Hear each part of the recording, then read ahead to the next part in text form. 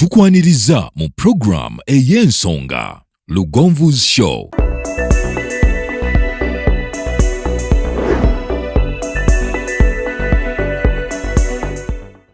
Africa yona tuwuliriza Lugonvu Show. Genda ke Bulaya, Latin America ne Buwarabu. Chikolenga Lugonvu, wuliriza Lugonvu. Tonsubya Lugonvu, mwana wa mama, mwana wa tata. Mwana kwe Lugonvu, muwulire alina ensonga. Lugonvu shonge chikolenga Lugonvu, wuliriza Lugonvu yeka. Walabya Lugonvu, mwana wa mama, mwana wa tata. Lugonvu muwulire alina ensonga.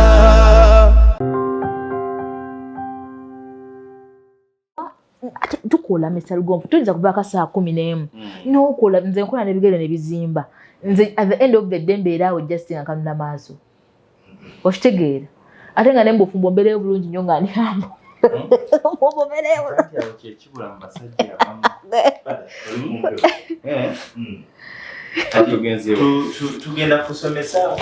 tugenda kusomesa ku bizibu ebitawanya tugenda kwogera ku testicles okusinga mbabazi mukolete ntopozinga je tutandise wanaza nsozi kuba twayogera ku varicocele ebisuwa ejijja ne jigaziwa dilated veins in the scrotum ejijja ne jigaziwa sokati omuwulira ayagala okumuwa ebbanja ery'obutaano omwezi asindika emyezi ebiri asindikako ne 12 oluusi tosobola kujjawo kino omanyi obwavu nze neetegereza nnyo obwavu eringa kasi kiringa kikulimu abantu tebakimanyi kiringa kikugamba ate gano ge mazima buli lwofunanga ku ssente kyusa abantu b'obeeramu nze Mr. Lugonvu abantu balowooza nti si kirungi waffe twakulira mu bwavu naye obwavu kikolimo kyekizuukusa nnyo ne ngamba naye Mukama nnyamba kankole wakiri kankole atugamba be yalinga nabo omwaka ogwedde bakyalina ogenda okyusa era nze alina ekikyanyiiza kiri kimu akyazungirira natete we yasaliranga embiri z'olukumi bakwetamu wamma yajja mu kibuga n'abasanga mmezigo paka kati bakyali mmezigo abasiibula kaŋŋende bakagulooza bakusanyukira ate bagenda kukola ki obwo bavaamu bangamba olumu ofuna akasente abantu baagala nnyo okuloga ate wagana okuloga nga sirina sigamba nti kuloga oba ki naye fitina eri ate fitina mbi nnyo naye ate bw'ofuna fitina oba weesiba wekka one thing kyemmanyi bw'omera omutima omubi gwe wagumeze gwe yeesiba ameze omutima omubi takimanyi anti kati bambi kyekimusiba lwomera omutima omubi wawaali ntuukiridde nkuwa ey'omutwalo naye olw'okuba olina oba ennugu ku mutima gwo ezo yo sizirya tonfunamu na birungi okitegeera kati gwe omutima omubi gukusiba abantu abalina emitima emibi basibwa tegenda maaso kujjawo omuntu tayagaliza oyo akoleramu ng'alemesa abalala tegenda maaso alina otegeera nti alina omutima omubi notegeera nti omutima gwe mubi n'ogamba nagenda kufiira mu bwavu ng'alina omutima ogwo ogunene nnyo ng'avumirira byabanne kati omuntu alina omutima omubi oyinza omusanga ayogera ku Lugonvu ng'alinga akumanyidde emyaka 5 ng'otannaweza ng'osanga nga yasanze ng'anjogerako ng'akuvumirira ajjayo n'emba zonna zonna n'ayogera omutima omubi yeesiba oyo teyagamba nti twasoma ffenna ku Muteesa oyo twasoma naye ku Muteesa era mumanyi Lugonvu ye mumanyi nga Lugonvu yasomera kwedde ku Muteesa ate nedda munnange saagiriiko nze simanyi Muteesa nze mmanyi nze kyemmaso kyenalaba n'enzuula buli womera omutima omubi gwe yeesiba ate abantu abaavu balina emitima emibi abagagga batuna balina emitima talina budde bwo batono talina time era omugagga alina omutima omubi abamwavu olowooza mugagga naye abamwavu wali kibinga okuba ng'oli mwavu ate ng'olina omutima omubi ng'olwoba owedde kubanga ne Katonda takuwa mukisa oli mwavu olina omutima omubi buli asituka gw'okuba tebagamba nti omwavu ayingira eggulu naye ate oba omutima omubi n'omwavu eggulu toliyingirayo tekikyakola siguno omulembe Omuseveni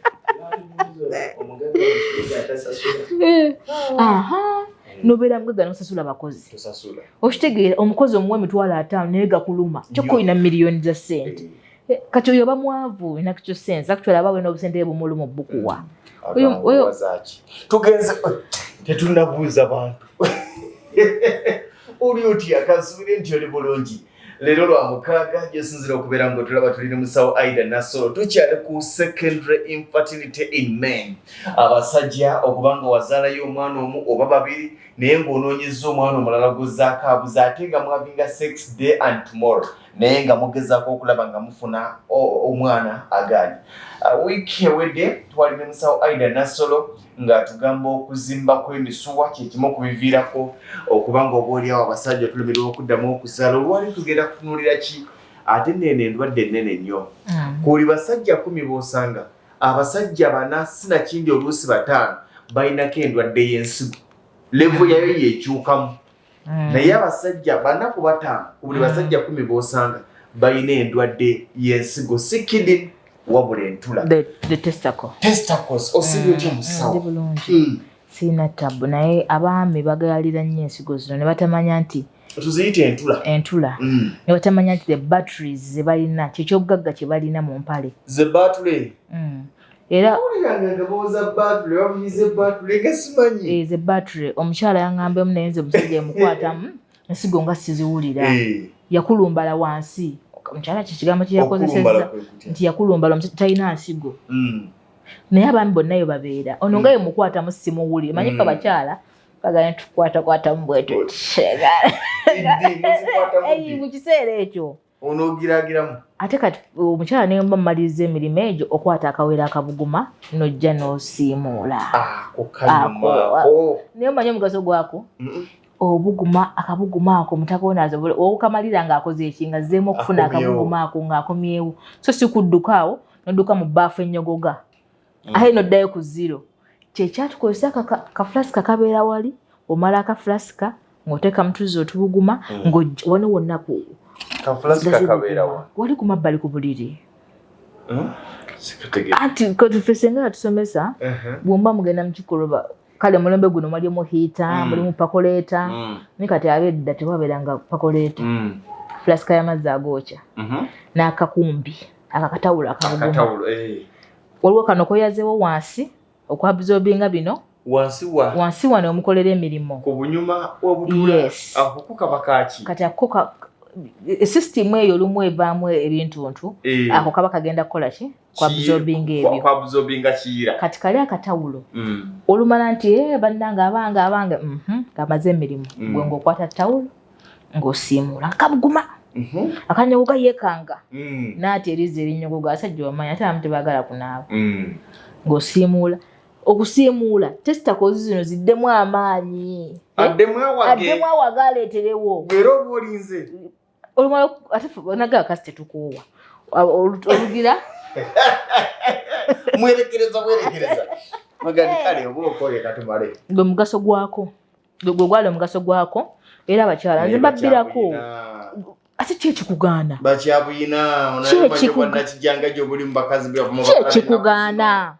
bulira ensonga 5 kigaana katawulo ka 2 aflasika asente mmeka n'amazzi ago okikolera omwami owuwo kati omwami ono agenda gendebwa atagenda sengeyo ka flasika agambe laba ono tali serious ate abasajja tulina ekintu kimu gyensize nga tokola byensanze erisigama nti lwaki tobikola nzirayo busi tetwogera bw'ogenda mu hoteri n'okyusako n'oli emmere ewooma bakulaba enkyokomyewo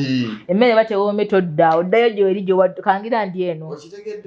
sisobolaga nti naye nga gwe tofumba ng'oli olaba bulabi nga nakusedda sirina buzibu nakusedda nzija nzikusa naye abakazi bakyabulina obukumbi nagamba kisinza gye wakulira nenge gyoyagalamu omuntu wo because ono omuntu wuwo ate kati wali abakazi nga olumaliriza ng'ataagwa wali ng'agwa wali gwate ng'ojjookola emirimu gw'omusajja nga ligwa wali lifuluuta waggwanga ki nze mmanyi nedda mukwano omukazi era emirimu gyo gwetolina kugweri kubudaabuda ono bikka nsiri tezimuluma sooka otereeze ogende okomewo webake ono kugambe olina kibebi kiri awo bambi kiba kikooye kiva kudduka mayiro na mayiro kisebo obadde luguudo bakutambulirako butambulizi sasira badde kubutuka ng'evuga batteries zikooye kisebo kibike kyali kiba kikooye kirina n'amaanyi kibike zirizigana nekiruma kigwerimanga zamba kakati olwayo twagala kwogera ku nsonga ezitawanya batteries twayogera ku varicocele ebyo bisuwa ebizimbe era njagala nnyo abasajja weekwatekwatemu obiro boyinamu ebintu ebizimbye because kijja kubeera munenga mwekiri nga gwe tokifaako ate nga kikola obuzibu yes kaakati ngenda kuleeta ensonga endwadde ezikwata testicles ne zireetawo overheating teri kikosa testicles zino twagamba omugaso gwa testicles ogusooka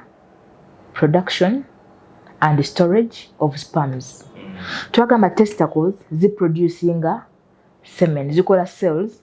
zitwa Sertoli Leydig cells ezikola sperms kaakati endwadde zonna era omusajja era abeddeko mu bbugumu mu heat olina okukeberako n'omanya oba okyalina ensigo ennamu mu bbugumu litya mu mawanga agookya abatuula ennyo wano mu mmotoka eyokya abatuula ennyo mu bifo ebyokya kyova abasajja bagamba yambala ne box obeere ng'oli free nga tokumanya bbugumu wansi kati omusajja omusanga ebisa zandawoya bwati mutaka yonna amutuuyanyiza ate simanyi buli omu alina gundi bambale boxer olwo tajambala omukyala gimugulire ogimuwa jambala ate beeyi yemukyenkana underpart tebakyazitana ziti underpart bakuguza bano abava okutayirirwa obukulu anti bagamba boyina okukambala nekabanga akesimbe bega kati bakasitoma babwe babava okutayirirwa bebatayiriddwa obukulu so kaakati overheating eno egenda kwonoona ensigo kati endwadde ekyasinza oleetawo overheating tugiyita okitis okitis inflammation of the testicle obuwuka busobola okuba mu mukyala ne bujja ne bulya testicle eno neekuma ebbugumu mbulire ebbugumu ligenda kuleeta bati omwami obutazaala overheating one thing overheating kyekola omwami wange akuba omwami akuba mukwate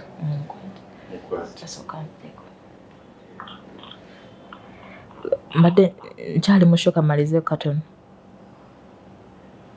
nkyali mushoka malizeeko katono nkyali mushoka malizeeko katono omwami wasako my love my love kubanga ye ekyasinza omunyiza butakwata simu alisi okwata kati wokwata n'omugamba kamalirize akitegeera waliwo osuubi nalaba bisala omugambo naye kimanyi kirabika lugonvu yebba wa musawo kati mutegedde munange babyogera naye babyogera babyogera ti balabika mama nekakasa ebirowoozo bye bikwatagana ebirowoozo byaffe bigagga naye mumbe gwawukana tugende yes tugambye ensigo zino we zinajja ne zirwala zigenda kukuma omuliro waliwo baddeko ng'owulira ebbugumu mu kitundu kimu kitya ng'owulira testicles zino zibugumye tekiba nnomo kitegeeza waliwo ekitali kituufu egenda kukola ezibuguma ne ziba ne high temperatures kati high temperatures zino zigenda kukola ki bayebbugumu erina linnya bwe ziti zigenda ku reducinga sperm output okay kati enkwanso zijukira ziterekeddwa eno owunaawulira ebbugumu ezimu nga zifa they are going to die off zigenda kwonoona motility entambula y'enkwanso ejja n'okuva eno ng'olwedde yakuwoye because tezaagala nnyo wantu wayokya gwe imagine osobola okubeera mu nnyumba ng'omuliro mungi tosobola kubeeramu yes kati zigenda kutawaanya motility n'ekirala eky'amaanyi ennyo zigenda kutawaanya structure enkula zinagamba nti morphology tukiyita morphology mu lusawo nti enkwanso twagamba irina kuba nga ekula bweti structure y'enkwanso ogenda kulaba enkwanso omutwe tekyasobola kuyingira ggi obeere nga wazaalako omwana naye these other factors nezoonoona eki nezoonoona enkwanso zo okitegeera zigenda kunoona structure ekirala ekiddako zigenda kunoona DNA ebbugumu lino the overheating kikola kye tuyita DNA fragmentation twagamba sperm yeyina DNA sperm yekola omwana sperm twagamba erina ka nuclei akakalinga DNA ekyobola omwana wa musajja buli butonze nga bwondaba wano ne makeup gyenina ya taata wange yes ate bino baga nti omwana yafaanana maama we amufaanana just because mama yaleeta eggi naye the DNA the structure ate bino ebivuma abawala omwana yamalayo kitaawe nga bimuva nti fe abasajja bamanyi mu tubeera babi kati bwabala eriwala nga ddunge omwana yamalayo kitaawe oyinza bba afaana taatawo oba afaana maamawo but the DNA eyo bwezaba kino oba ofudde bakuggyako DNA nga ya kitaawo yeye enkwanso eyava mu kitaawo neyingira eki eggi kati the overheating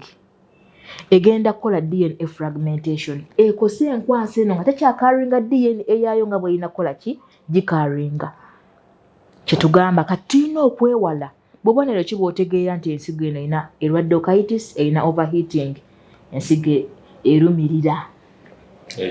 era ngamba abaami wofunamu kapeeni kati andege imaging center yajja kakebereko because oyinza okukebera ng'omuntu ali nnomo nga just pains naye bw'owulira nga ensigo ekoze olubugumu owulira ensigo eyokya oyinza n'okusituka bw'oti n'otuuyana muno mu bisambi kyokka waakasituka oba oluusi ofunye feeling olowoozezza owaze bw'oti nohaniko otuuyana oba oyingira mu gundi ng'omala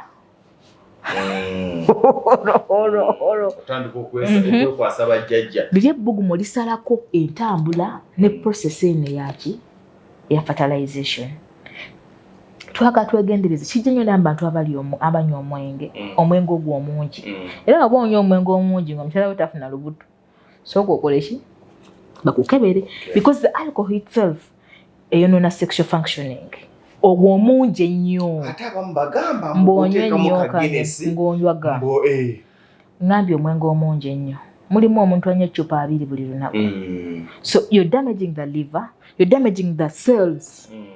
cells zino ezikola sperms zikola ki zigetinga damaged okitegeera kati with the time bino ebintu bino ebisinga byononeka olw'ekiseera endwadde zino ezinaabeerawo tukiwa time kigenda kyononeka with the time olw'obudde obwo obuwanvu era luno mbala njagala ndaliko abaami kugamba how can you prevent tujja kyogerako I think tunatera okumaliriza yes kati tugambe zino endwadde okitis bwenaava wano ejja kgenda mu kaseke kano ke bayita epididymis epididymis akaseke kano we kanaalwala kajjukira katono kamale ka blocking tuta blockage in the ducts kati akaseke epididymis erina okupiikinga enkwanso wano n'ezitambuza zigenda kukoma wano tezigenda kutuuka mu vast difference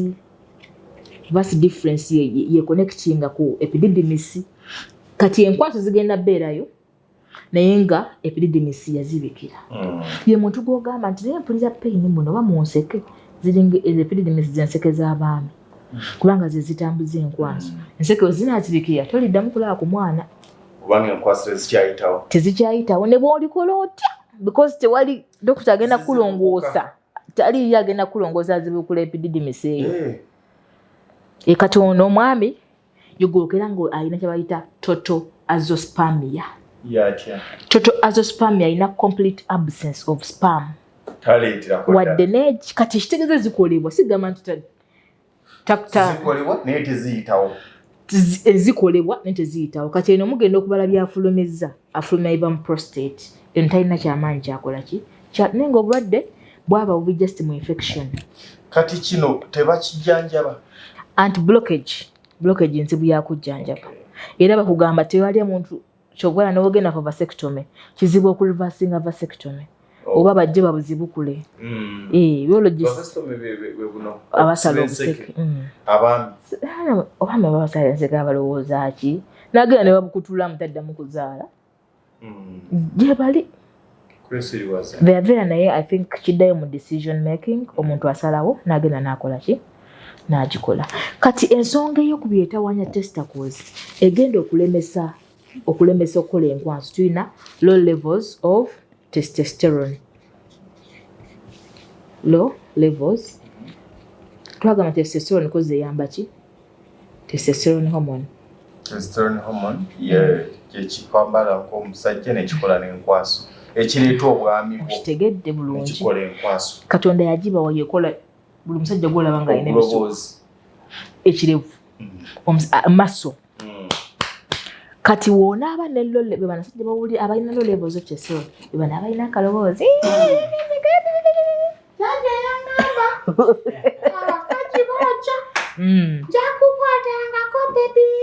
Nesi buli akalina nti tazaala because oyinza obba okalina naye nga levels zo ziri wansi naye nga zisobola okukola ki? Okuzaala. Naye osobola okuba nga walina levels ennungi ne zimala ne zikka olwa factors ng'omugejjo ogumungi, the obesity. Omusajja waagejja ennyo bw'ati omugejjo gwo omunene ennyo gusobola okuaffectinga the levels of testosterone za producing. Kati njagala nzibire ku mwana. Olaba abasajja abanene baba n'obuloboozi obutono. Anti yes. The science bwakinyonyola nti obesity eyo egenda ku affecting the levels of testosterone hormone. Eyinza omusanga munene alina ebbeere eddene talina minywa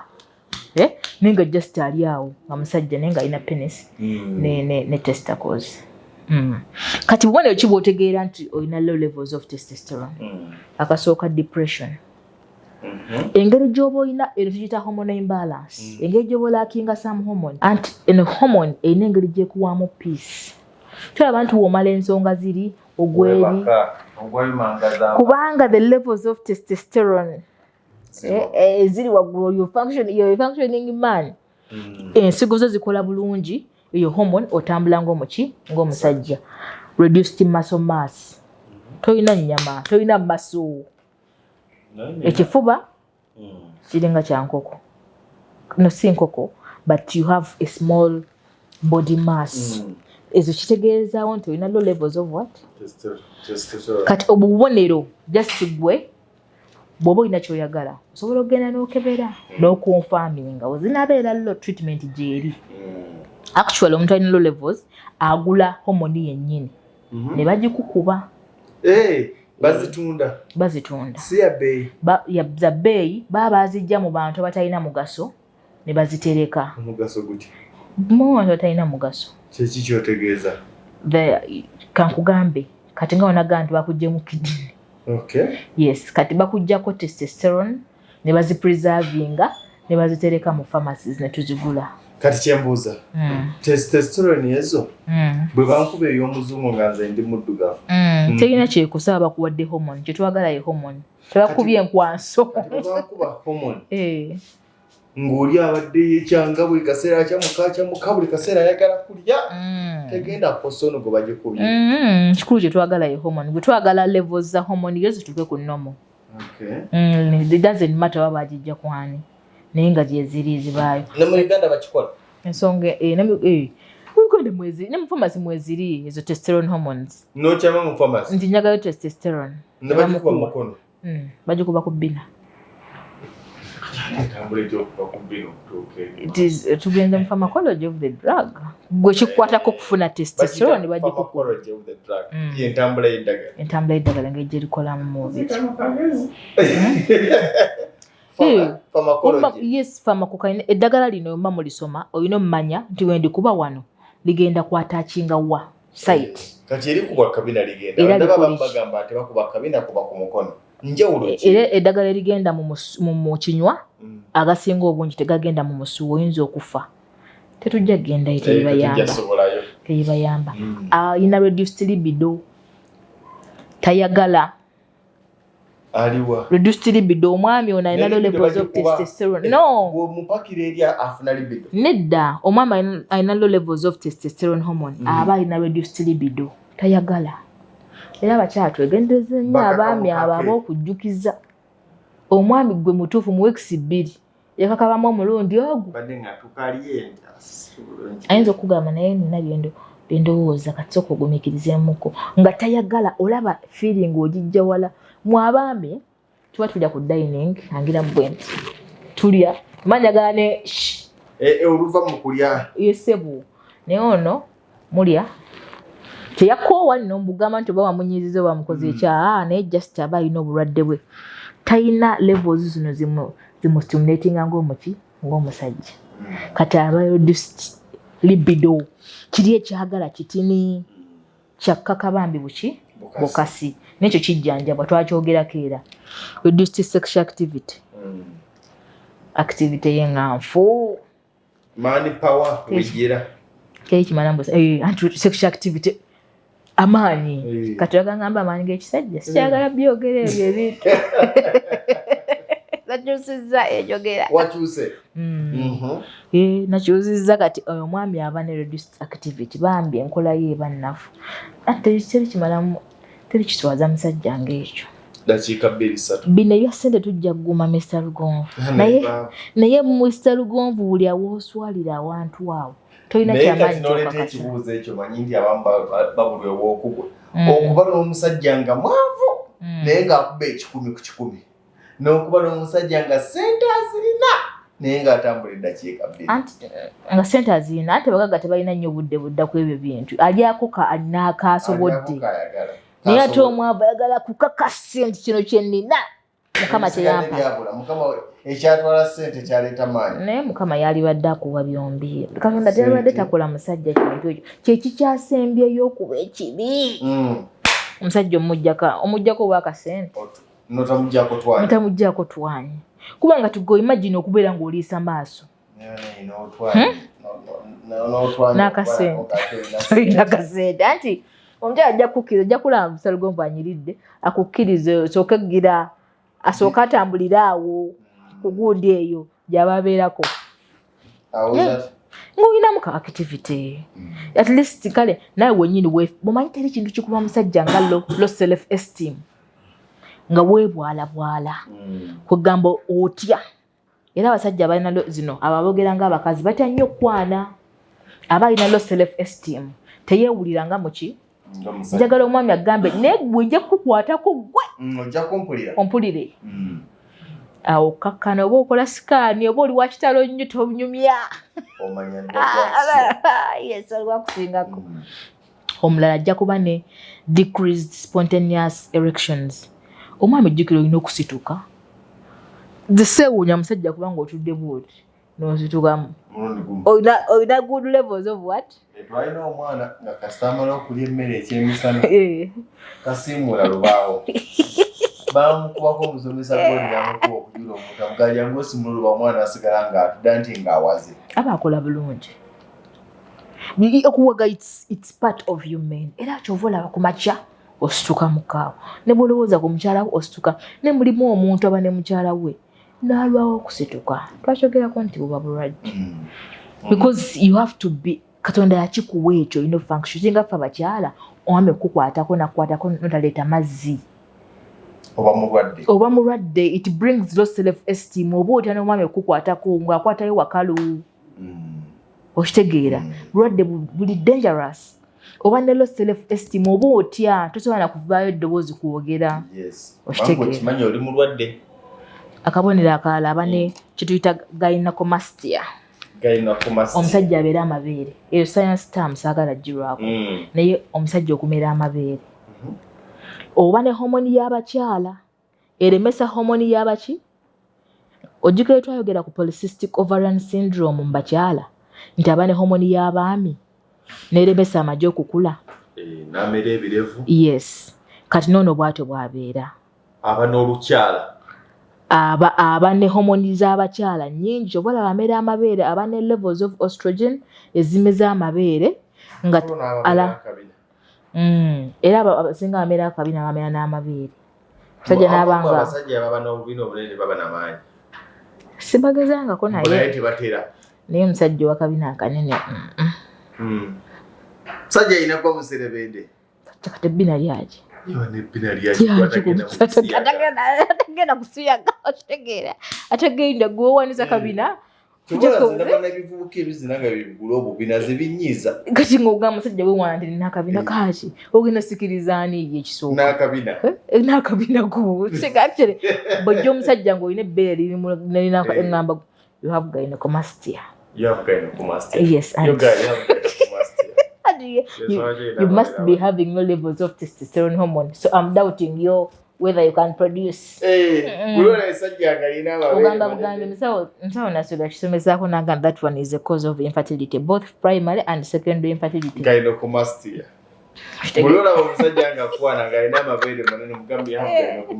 Yes. By then musajja yomwera bane amagumba kijjanjaba nagambe eddagala gyeriri erizaamu hormone kati wanazaamu hormone eno ogenda tandika okukola ki okuddamu okukola enkwanso zaagaana okula olw'okuba olwa levels of what kale kitegeeza hormones webanazikukuba ogenda kufuna omukisa ogukola ki ogukuza sperms ziddemu zikule oddemu ozaala omwana. Yes. Naye tombuuziza ki ekireetera levels zino okukka? Emyaka. Olumu bw'ogenda okula omwami omusajja naye tetera kukka kale 40 and above. Si buli omu, but age is just a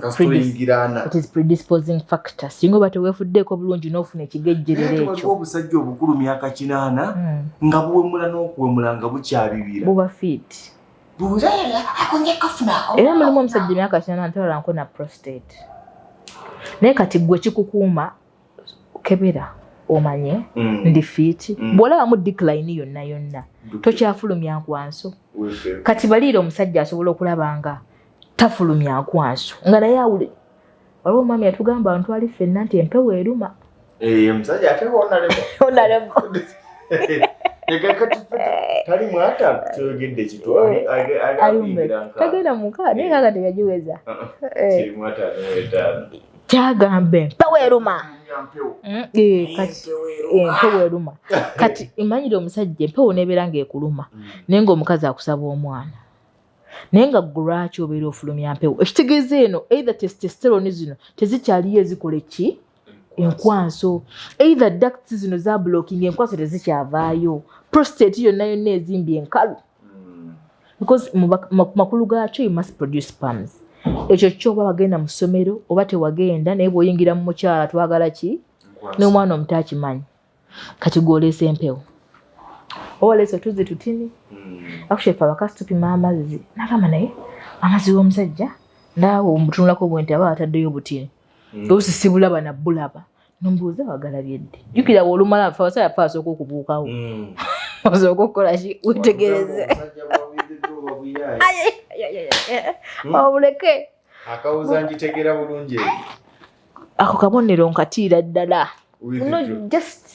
just nze endowooza yange ndowoozaamu akaseera Mr. Lugonvuli musajja kayagala mulamu bw'ensi eno omusajja jajja guts mu kaseera ako akazibu ennyo n'awagamira n'agira bw'ati n'ateeka okitegeera ate nga ke kaseera ako kugamba omuntu oyo aba mu butujju aba yasiba ennyama. Kitumbuuza ebbanga ly'omaze obadde ofiirira ki?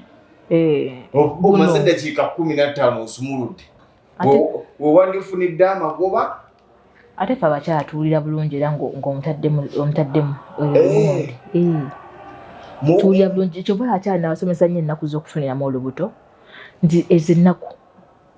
Katonda yazituwa ogane kukozesa family planning weeriire omwami ateekemu okitegeera osobole okuba ng'olinamu the content ya sperm mugwe abagamba mbubuwaba nga yabalaba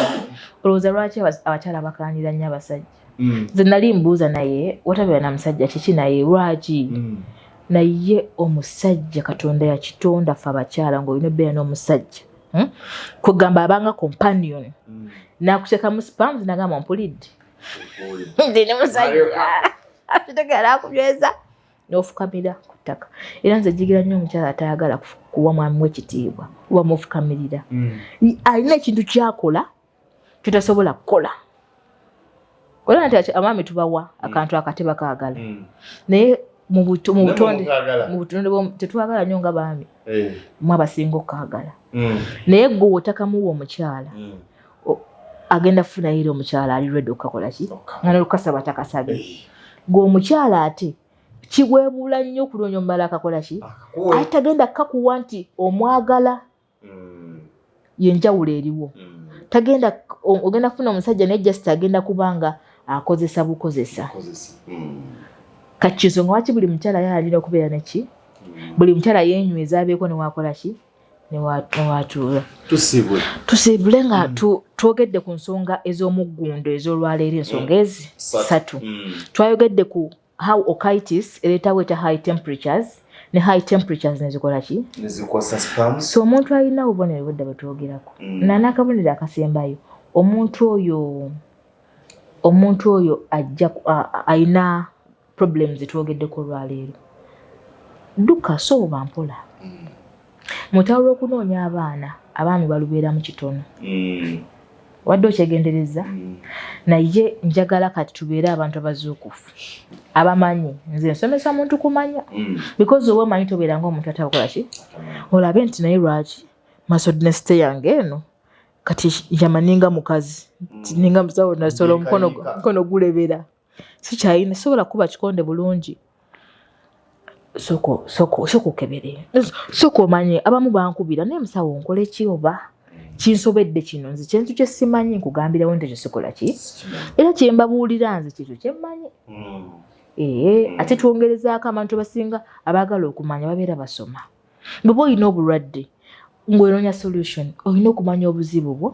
omanya obuzibu bwo then tufuna ki solution so kati otwala okunoonya omwana funa omusawo gwe weesiga because ekyo kintu kiri secretive ate kyetaagamu privacy funa omuntu go agenda batambuza olugendo manyi challenge tufuna amalwaliro oyinza okugenda dokita leero n'omusangawo enkya wookomyewo ate otandikira ku bizibu fresh nti ate yatutuma empapula zino ate kati tukomyewo nti kati muddeyo mukole kino nombeera nga condition yennyini obulwadde bwammwe bubaleeseeko trauma so kyali badde kirungi nti nina dokita ono oba nina omusawo ono nina mukwano gwange wano tutambudde kino tutuuse wano because bino ebintu birimu emitendera bwe mukeba levels nga ziri wansi ne mufuna eddagala mwezi mulamba muddayo ne mukola ki kati tuyingidde wano era spams kati zeeyongedde nalina miliyoni 2 kati nina miliyoni meka na miliyoni 10 kati waga 15 ofuluse omukazi olubuto 15 ziweze eddagala lino lisa improvement munaafuna omwana oba nedda because n'olugendo lwetaaga okuzzaamu amaanyi abaami mukowa mangu munoonyayo omwana mwaka gwe ng'otandika kweriira bintu byo nga todda ku bya mwana ogaye kiba kibe kasita nkyalya ogaa ng'ogenda ne wali ng'okuba tafuna neeri nga atandika kunywa mwenge nga yejjako stress ngagamba nze bintu byagala namira n'ebiddagala nabula n'omusawo anfaako nabula n'ambuulirira waliwo omwami eyafa yayogeranga nnyo n'agamba obutazaala buluma kyuti yagamba ng'omuntu obutazaala kiruma lwe bakimugamba bwe batyakeera ameze envi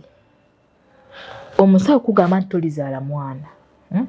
it is something very painful okitegeera nekikutaasa okitegeera kati olwo oyinza okuyimira tosobola musiba mwana kikutaasa nti you have known your problem ate bakubuye ne solutions nti noonya ssente ogende ku IVF bakuggyeko enkwasa ennamu enkwasa z'ofulumya nfu bakuggyeko ennamu baziyingiza omuki omukazi tokyasobola kufuna mwana nga weegasse bwegasi kigenda kukutaasa ebintu mutwalo otuule kameezi omanyi nti noonya miliyoni ago ngende ku IVF mukyala wange afune omwana it gives you peace of mind because you know okitegeera so kati abaami abalungi nze mbaagala nnyo era mukimanyi n'omusawo w'abaami n'abakyala naye abaami mbaagala nnyo because their system oba yabula omuntu agiwa obudde ekwatako nnyo njagala nnyo system yange nnyo ajja kitegeeramu bulala bakitegedde okay tetuyinza kweyongerayo ye musawo Aida Nasolo okuva ku Wandege Emergency Center namba z'essimu osobola okuba ku ya Wandege Emergency Center 053 29 79 94 0753 29 79 94 oba ya 0781 95 97 38 eya WhatsApp esembye yogerako nabo bajja kubanga bakuluma tugezezaako mami mulimu bambi batwebazanga amasawo bambi okoze omulimu we bali tusomesa n'abanyiiga nabo gye bali naye bajja kutusonyiwa tewali kyakola bajja kutusonyiwa naye wala bakwebaza Mr. Lugonvu bambi okoze omulimu ng'ovudde ku by'okusomesa n'ebiri ebirala abantu bazuukuke bazuukusa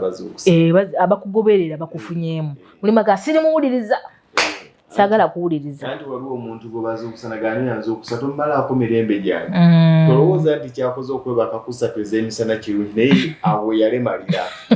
tomenyekanga naye muleke yeebake bali mubuuza omuntu alina ekizibu n'obulamu tokabireyo nnaku kabira mu buliri kubanga obulamu teri agala kintu kikwata ku bulamu teri gwokyagala okere ku makyanga wano bakuluma ng'ensigo ekuluma ng'obulago bukuluma naye nja kudda ku feezi endala nga tusomesa bulago nga tusomesa liva kidini endwadde ziruma abantu ezo bazisabako bazisaba nazo tujja zibako gobasomesa abasigadde balima kye balikuwa nze Ssentongo Frederick Lugonvu nkwagaliza birungi byerere mubeere bulungi. Eyo yebadde program Lugonvu's Show. Africa yonna tuwuliriza Lugonvu Show. Genda ke Bulaya, Latin America ne Buwarabu. Kikolenga Lugonvu, wuliriza Lugonvu.